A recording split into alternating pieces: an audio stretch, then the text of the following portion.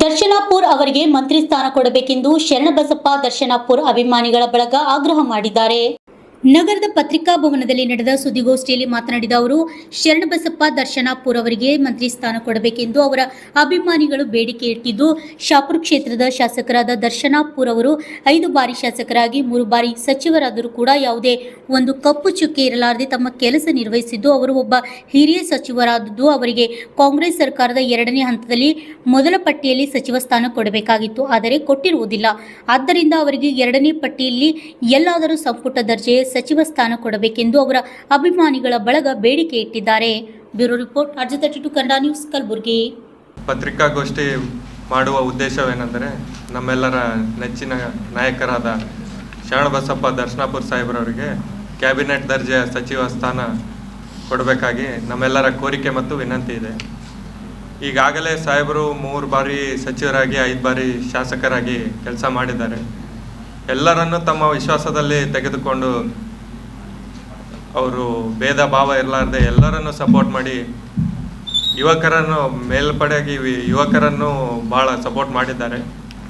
ಈಗಾಗಲೇ ಸಾಕಷ್ಟು ಅಭಿವೃದ್ಧಿ ಕೆಲಸಗಳನ್ನು ಮಾಡಿದ್ದಾರೆ.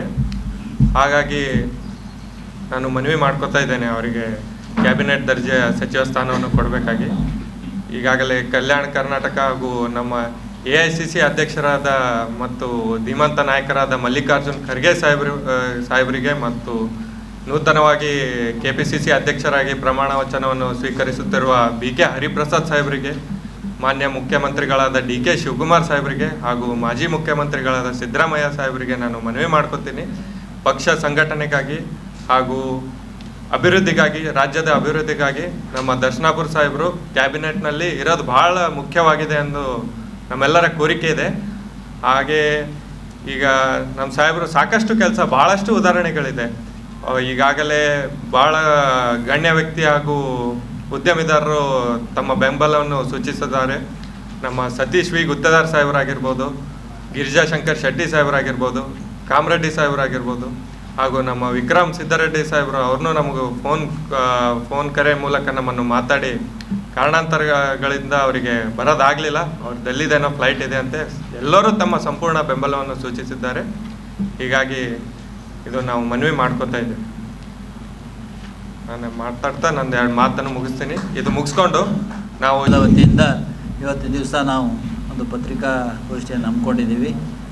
ಈಗಾಗಲೇ ನಮ್ಮ ಅಖಿಲ್ ಅವರು ಹೇಳಿದ ಹಾಗೆ ನಮ್ಮ ದರ್ಶನಾಪುರ ಸಾಹೇಬರು ಒಬ್ಬ ಹಿರಿಯ ಸಚಿವರು, ಹಿರಿಯ ಶಾಸಕರು, ಸುಮಾರು 5 ಬಾರಿ ಶಾಸಕರಾಗಿ 3 ಬಾರಿ ಸಚಿವರಾಗಿ ಕೆಲಸವನ್ನು ಮಾಡತಕ್ಕಂಥ ಒಬ್ಬ ನಾಯಕರು. ಅವರು ಯಾವುದೇ ರೀತಿಯ ಅವರ ಒಂದು ಕೆಲಸದ ಸಮಯದಲ್ಲಿ ಯಾವುದೇ ಒಂದು ಕಪ್ಪು ಚುಕ್ಕೆ ಇರಲಾರದೆ ಇವತ್ತಿನ ದಿವಸ 3 ಬಾರಿ ಸಚಿವರಾಗಿ ಕೆಲಸ ನಿರ್ವಹಿಸ್ತಕ್ಕಂಥ ಒಬ್ಬ ಧೀಮಂತ ನಾಯಕರು. ಅವರು ಇವತ್ತು ನಾವು ಅಂದ್ಕೊಂಡಿದ್ವಿ, ಇವತ್ತು ಕಾಂಗ್ರೆಸ್ ಪಕ್ಷದ 2ನೇ ಹಂತದ ಒಂದು ಪಟ್ಟಿ ಸಚಿವರಾದ DK ಶಿವಕುಮಾರ್ ಸಚಿವರಾದ ಮೇಲೆ ಮೊದಲನೇ ಪಟ್ಟಿಯಲ್ಲೇ ಅವರಿಗೂ ಕೂಡ ಸಚಿವ ಸ್ಥಾನ ಸಿಗಬಹುದು ಅಂತಕ್ಕಂಥ ಒಂದು ಆತ್ಮವಿಶ್ವಾಸ ನಮಗೆಲ್ಲರಿಗೂ ಇತ್ತು. ಆದರೆ ಕಾರಣಾಂತರಗಳಿಂದ ಪ್ರಥಮ ಪಟ್ಟಿಯಲ್ಲಿ ಅವರ ಹೆಸರು ತಗೊಂಡಿಲ್ಲ, ಅವರಿಗೆ ಸಚಿವ ಸ್ಥಾನ ಸಿಗಲಿಲ್ಲ. ಆದ್ದರಿಂದ ನಾವಿವತ್ತೆಲ್ಲರೂ ಕೂಡ ಇವತ್ತು ತಮ್ಮ ಮಾಧ್ಯಮದ ಮೂಲಕ ಇವತ್ತು AICC ಅಧ್ಯಕ್ಷರಿಗೆ ಹಾಗೂ KPCC ಅಧ್ಯಕ್ಷರಿಗೆ, ಸನ್ಮಾನ್ಯ ಮುಖ್ಯಮಂತ್ರಿಗಳ DK ಶಿವಕುಮಾರ್ ಸಾಹೇಬರಿಗೆ, ನಮ್ಮೆಲ್ಲರ ಒಂದು ದರ್ಶನಾಪುರ ಅಭಿಮಾನಿಗಳ ಸಂಘದ ವತಿಯಿಂದ ಒತ್ತಾಯ ಮಾಡ್ತೀವಿ. ಅವರು ಈ ಭಾಗದ ಅತ್ಯಂತ ಧೀಮಂತ ನಾಯಕರು. ಅವರಿಗೂ ಅಲ್ಲದೆ ಅವರ ಪಕ್ಷ ಕಾಂಗ್ರೆಸ್ ಪಕ್ಷಕ್ಕೆ ಭಾಳಷ್ಟು ಸಹಾಯ ಆಗ್ತದೆ ಅವರಿಗೆ ಸಚಿವ ಸ್ಥಾನ ಕೊಡೋ ಮೂಲಕ. ಯಾಕಂದರೆ ಇವತ್ತು ಎಲ್ಲ ಸರ್ವ ಜನಾಂಗದವರಿಗೆ ಯಾವುದೇ ಜಾತಿ ಸಮಾಜ ಅಂತ ನೋಡಿದ್ರೆ ಎಲ್ಲರಿಗೂ ತೊಗೊಂಡು ಹೋಗ್ತಕ್ಕಂಥ ನಾಯಕರು ಇದ್ದಾರೆ ಅವರು. ಈಗಾಗಲೇ ತಾವೆಲ್ಲರೂ ನೋಡಿದ ಹಾಗೆ ನಮ್ಮ ಯಾದಗಿರಿ ಜಿಲ್ಲೆಯಲ್ಲಿ ಸುರ್ಪುರ್ ತಾಲೂಕಿನಲ್ಲಿ ಬೈ ಎಲೆಕ್ಷನ್ ಆಯಿತು. ಎಲೆಕ್ಷನ್ನಲ್ಲಿ ಅವರು ಸಾಕಷ್ಟು ಕೆಲಸ ಮಾಡುವ ಮೂಲಕ ಬೈ ಎಲೆಕ್ಷನಲ್ಲಿ ಅಲ್ಲಿ ಮತ್ತೆ ಕಾಂಗ್ರೆಸ್ ಬರೋ ಹಾಗೆ ಪ್ರಯತ್ನ ಮಾಡಿ, ಹಗಲು ಇರೋ ಕೆಲಸ ಮಾಡಿ ಅಲ್ಲಿ ಕಾಂಗ್ರೆಸ್ ಬರಲಿಕ್ಕೆ ಪ್ರಯತ್ನ ಮಾಡಿದರು. ಅಷ್ಟೇ ಅಲ್ಲದೆ ಲೋಕಸಭಾ ಚುನಾವಣೆಯಲ್ಲೂ ಕೂಡ ಸಾಕಷ್ಟು ಪ್ರಯತ್ನ ಮಾಡುವ ಮೂಲಕ ಅಲ್ಲಿಯೂ ಕೂಡ ಇವತ್ತು ಕಾಂಗ್ರೆಸ್ ಪಕ್ಷದ ಅಭ್ಯರ್ಥಿಗೆ ಲೋಕಸಭಾ ಚುನಾವಣೆಯಲ್ಲಿ ಜಯಬೇರಿ ಬಾರಿಸೋ ಹಾಗೆ ಮಾಡಿದ್ದಾರೆ. ಈ ರೀತಿಯ ಅವರು ಬರೀ ಗುಲ್ಬರ್ಗ ಯಾದಗಿರಿಗೆ ಅಷ್ಟೇ ಸೀಮಿತವಲ್ಲದೆ ಇವತ್ತು ನಮ್ಮ ಗುಲ್ಬರ್ಗ ಇದ್ದವರು, ಬೀದರ್ ಇರ್ಬೋದು, ಈ ರೀತಿ ನಮ್ಮ ಕಲ್ಯಾಣ ಕರ್ನಾಟಕ ಭಾಗದಲ್ಲಿ ಅವರ ಒಂದು ಕಾಂಗ್ರೆಸ್ ಪಕ್ಷಕ್ಕೆ ಅವರು ಸಾಕಷ್ಟು ಸಹಾಯ ಆಗ್ಬೋದು ಅಂತಕ್ಕಂಥ ಒಂದು ಆತ್ಮವಿಶ್ವಾಸವನ್ನು ಇಟ್ಕೊಂಡು ಇವತ್ತು ನಾವು ಎಲ್ಲ ನಾಯಕರಿಗೆ ಮನವಿ ಮಾಡ್ತೇವೆ, ಅವರಿಗೆ ನಾವು ಒಂದು ಸಚಿವ ಸ್ಥಾನ ಕೊಡಬೇಕು ಅಂಥೇಳಿ ತಮ್ಮ ಮಾಧ್ಯಮದ ಮೂಲಕ ನಾವು ಒಂದು ಮನವಿ ಮಾಡ್ತೀವಿ. ಗೋಷ್ಠಿಯನ್ನು ರಚನೆ ಮಾಡಿದ್ದಾರೆ. ತುಂಬ ಸಂತೋಷದ ವಿಷಯ.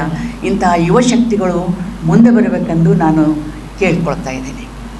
ಇವತ್ತು ನಾವು ಇಲ್ಲಿ ಆಗಮಿಸಿದ್ದು ಶರಣಬಸಪ್ಪ ಗೌಡ ದರ್ಶನಾಪುರವರ ಸಚಿವ ಸ್ಥಾನವನ್ನು ನೀಡದೇ ಇದ್ದಿದ್ದಕ್ಕೆ ನಮಗೆ ಬಹಳ ತುಂಬ ಬೇಜಾರಾಯಿತು. ಕಾರಣ ಅವರು 1994ರಿಂದ ಇಲ್ಲಿಯವರೆಗೂ ಅವರು ಕಾರ್ಯವನ್ನು ಮಾಡ್ತಾ ಬಂದಿದ್ದಾರೆ. ಅವರು ಕೇವಲ ಒಬ್ಬ ನಗರದಲ್ಲಿ ಕುಳಿತು ಮಾಡಿದಂತಹ ಕೆಲಸವಲ್ಲ, ಹಳ್ಳಿಯಿಂದ ದಿಲ್ಲಿಯವರೆಗೂ ಕೂಡ ಅವರು ಕೆಲಸವನ್ನು ಮಾಡಿದ್ದಾರೆ ಇಲ್ಲಿ. ಆಮೇಲೆ ಸಣ್ಣ ಸಣ್ಣ ಗ್ರಾಮಗಳಿಗೆ, ತಮ್ಮ ಕ್ಷೇತ್ರದಲ್ಲಿ ಎಲ್ಲ ಗ್ರಾಮಗಳಿಗೆ ಸ್ವತಃ ಭೇಟಿ ನೀಡಿ ಅಲ್ಲಿ ಏನಾದರೂ ಸಮಸ್ಯೆಗಳಿವೆಯಾ, ಏನಿದೆ ಎಂತಿದೆ ಅನ್ನುವಂಥದ್ದನ್ನು ಅಲ್ಲಿಯೇ ಹೋಗಿ ವಿಚಾರ ಮಾಡಿ ಫೋನಿನ ಮೂಲಕ ಅಧಿಕಾರಿಗಳೊಂದಿಗೆ ಸಂಪರ್ಕಿಸಿ ತುರ್ತಾಗಿ ಅಲ್ಲಿ ಅವರಿಗೆ ಕೆಲಸವನ್ನು ಕೂಡ ಮಾಡಿಕೊಟ್ಟಂತಹ ಒಂದು ವ್ಯಕ್ತಿತ್ವ ಅವ್ರದ್ದಿದೆ. ಬಾಪುಗೌಡ ದರ್ಶನಾಪುರವರು ಗುಡಿ ಕಟ್ಟಿದರೆ ಅವರ ತಂದೆ, ಇವರು ಮಗನಾಗಿ ಸುಪುತ್ರನಾಗಿ ಶರಣಬಸಪ್ಪ ದರ್ಶನಾಪುರವರು ಕಳಸವನ್ನು ನೀಡಿದ್ದಾರೆ, ಕಳಸ ಕಟ್ಟಿದ್ದಾರೆ ಅವರು. ಇಂತಹ ಒಂದು ವ್ಯಕ್ತಿತ್ವ ಅವರನ್ನು ನಾವು ಈ ರೀತಿಯಾಗಿ ಸಚಿವ ಸ್ಥಾನದಿಂದ ಸ್ವಲ್ಪ ಬಿಟ್ಟಿದ್ದಕ್ಕೆ ಎಲ್ರಿಗೂ ಯಾದಗಿರಿಯ ಕ್ಷೇತ್ರದಲ್ಲಿ ಇಲ್ಲಿಯೂ ಕೂಡ ಭಾಳ ಬೇಜಾರಾಗಿದೆ. ಅವರ ಒಂದು ಕ್ಷೇತ್ರದಲ್ಲಿ ಮಾಡಿದಂತಹ ಹಲವಾರು ಕೆಲಸಗಳನ್ನು ನಾವು ನೋಡಿದಾಗ ಇವರು ಇಷ್ಟೊಂದು ಕೆಲಸ ಮಾಡಿದ್ದಾರೆ. ಅವರು ನೀರಾವರಿಯಲ್ಲಿದ್ದರು, ಇಂಧನದಲ್ಲಿದ್ದರು, ಖಾತೆಯಲ್ಲಿದ್ದರು. ಆಗಲೂ ಕೂಡ ಸಾಕಷ್ಟು ತಮ್ಮ ಕ್ಷೇತ್ರದಲ್ಲಿ ಅಲ್ಲಿ ಅಭಿವೃದ್ಧಿಯನ್ನು ಮಾಡಿದ್ದಾರೆ. ಇಂತಹ ಒಂದು ವ್ಯಕ್ತಿಯನ್ನು ನಾವು ಇವತ್ತು ಸಚಿವ ಸ್ಥಾನದಲ್ಲಿ ನೋಡಲಾಗಲಿಲ್ಲ ಎಂದು ತಾಲೂಕಿಗೆ ಮಾತ್ರ ಸೀಮಿತ ಆಗಿರ್ತಾರೆ. ಯಾದಗಿರಿ ಕಡೆ ಬರೋದೇ ಇಲ್ಲ, ಜಿಲ್ಲಾ ಮಟ್ಟದ ಕಾರ್ಯಕ್ರಮಗಳು ಇದ್ದರೂ ಕೂಡ ಪಾಲ್ಗೊಳ್ಳೋದಿಲ್ಲ ಅಂತ ಅಲ್ಲಿನ ಜನ ಆರೋಪ ಇದೆ. ಮತ್ತೆ ಬಿಟ್ಟರೆ ಕಲಬುರಗಿಯಲ್ಲಿ ಇರ್ತಾರೆ, ಯಾದಗಿರಿ ಆ ಕಡೆ ಗುರುಕಲ್ ಕ್ಷೇತ್ರಕ್ಕೆ ಅವರು ಬರೋದೇ ಇಲ್ಲ ಅಂತ ಒಂದು ಆರೋಪ ಇದೆ. ಇಲ್ಲ ಸರ್, ಅದು ತಪ್ಪು ಕಲ್ಪನೆಯಾಗಿದೆ, ದಯವಿಟ್ಟು ಕ್ಷಮಿಸಬೇಕು. ಹಾಗೇನಿಲ್ಲ. ಕರದಲ್ಲಿ ಎಲ್ಲಿ